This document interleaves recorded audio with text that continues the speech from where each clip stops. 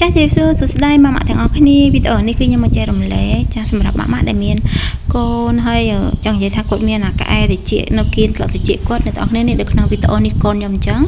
ចានេះគឺខ្ញុំមុតទឹកនិយាយទៅដោះសាប៊ូដល់អីគឺអត់ជ្រះទេបាទណាគាត់ស្រែឲ្យដោះគាត់ឈឺសង្កត់មិនក៏អត់ជ្រះសាប៊ូដល់អញ្ចឹង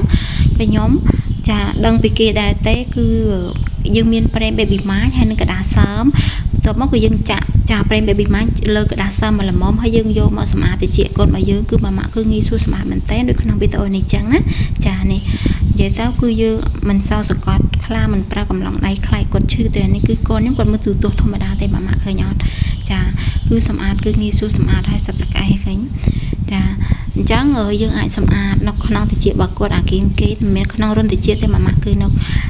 អាកន្លែងកលៀកខាងក្នុងបានណាព្រោះខ្ញុំគឺសម្អាតរួចហើយអញ្ចឹងគឺនៅតែគៀនក្រោយតិចរបស់គាត់ប៉ុណ្ណឹងឯងចាអញ្ចឹងវីដេអូនេះគឺមានតែប៉ុណ្ណឹងឯងសម្រាប់ម៉ាក់ដែលមាន